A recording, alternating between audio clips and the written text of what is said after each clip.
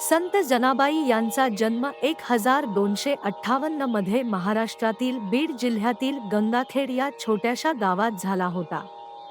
संत जनाबाई 13व्या शतकातील भारतीय संत आणि कवयित्री होत्या, ज्या भगवान विठोबाच्या जे भगवान श्रीकृष्णाचे एक रूप आहे त्यांच्या महान भक्तीसाठी प्रसिद्ध होत्या. अनेक अनुयायी आणि विद्वानांवर जनाबाईंचा जीवनाचा आणि शिकवणीचा प्रभाव पडला आहे आणि त्यांची कविता मराठी साहित्यातील महत्त्वपूर्ण योगदान म्हणून ओळखली जाते.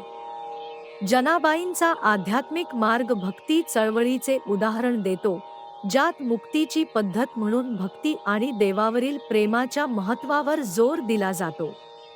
नामदेवाच्या घरात वावरताना त्या दासीचे जग ते केवढे असणार. अंगण, परसू, माझघर, कोठार एवढ्याच सीमेत ती वावरत असणार. पण शरीराने इतक्या सीमित जागेत वावरणारी जनी मनानं मात्र असीम अशा परमात्म्याला पाहत होती. त्याचं स्वरूप जाणून घेण्याचा प्रयत्न करीत होती. तुळशी वृंदावन, अंगण, रांजण, जात, शेणी वेचायला जाण्याचं रान अशा स्थळांचे तिच्या अभंगात उल्लेख आहेत आणि त्या सर्व जागांवर देव तिचा सांगाती आहे. तो कोठी खोलीत तिला दळू लागतो, रानात शेण्या वेचू लागतो, अंगणात सडा घालू लागतो. तेव्हा जनाबाई म्हणतात, विठो माझा लेकुरवाळा, संगे लेकुरांचा मेळा. निवृत्ती हा खांद्यावरी, सोपानाचा हात धरी. पुढे चाले ज्ञानेश्वर, मागे मुक्ताई सुंदर. गोरा कुंभार मांडीवरी, चोखा जीवा बरोबरी. बंका कडियेवरी, नामा करंगुळी धरी. जनी म्हणे गोपाळा, करी भक्तांचा सोहळा. संत जनाबाई 13व्या शतकातील भारतीय संत आणि कवयित्री होत्या, ज्या भगवान विठोबाच्या जे भगवान श्रीकृष्णाचे एक रूप आहे त्यांच्या महान भक्तीसाठी प्रसिद्ध होत्या. अनेक अनुयायी आणि विद्वानांवर जनाबाईंचा जीवनाचा आणि शिकवणीचा प्रभाव पडला आहे आणि त्यांची कविता मराठी साहित्यातील महत्त्वपूर्ण योगदान म्हणून ओळखली जाते.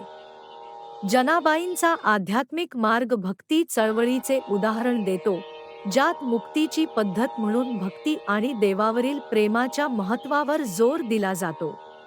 महास्मन्वय हे विठ्ठलाचे आणखी एक वेगळेपण आहे, कारण त्याचे भक्त हे एकाच जातीचे नसून 18 पगड जातीचे होते.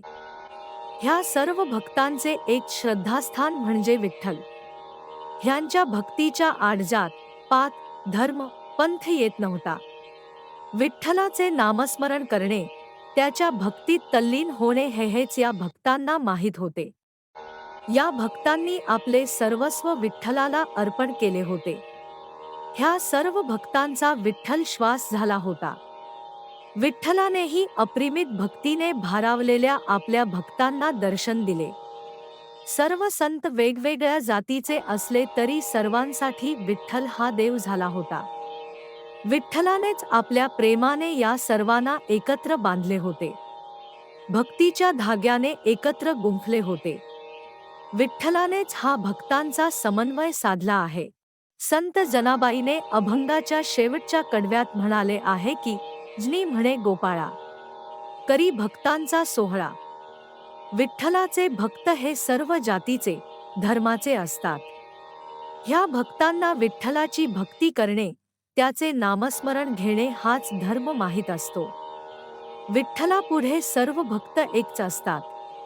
त्यांना ना कुठली जात ना कुठला धर्म असतो. विठ्ठल हाच त्यांचा धर्म असतो व विठ्ठल हीच त्यांची जात असते. म्हणूनच संत ज्ञानदेव, निवृत्ती, सोपान, मुक्ताई ही भावंड ब्राह्मण वर्गातील.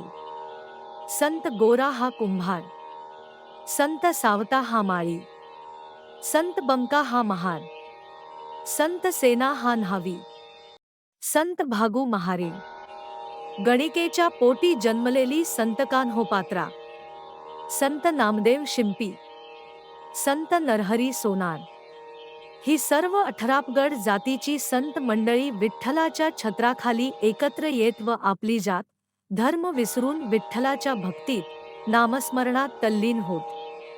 ह्या संतांबरोबरच परिसा भागवत, विसोबा खेचर, भानुदास, एकनाथ, तुकाराम, बहिणाबाई ह्या संतांचा मेळावा पंढरपूरच्या वाळवंटात एकत्र येत होता व विठ्ठलाच्या भक्तीत तल्लीन होत होता. हा 18 पगड जातीच्या संतांचा सोहळा म्हणजे एकात्मकतेचे प्रतीक होय. हा सोहळा आषाढी कार्तिकी एकादशीच्या वेळेस पंढरपुरात पाहायला मिळतो.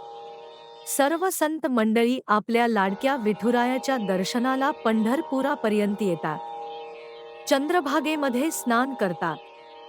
चंद्रभागेच्या वाळवंटात फेर धरतात, फुगड्या खेळतात, आनंदाने नाचतात. विठुरायाच्या नामस्मरणात दंग होऊन जातात. हा सोहळा बघून असे वाटते की जणू काही स्वर्गच पृथ्वीवर अवतरला आहे. हा सोहळा बघून जनी आपल्या अभंगात म्हणते की गोपाळानेच, विठ्ठलानेच सर्व संतांना एकत्र करून हा सोहळा आरंभला आहे. संत जनाबाईंच्या कविता आणि जीवनातून आजही लोक प्रेरित आहेत.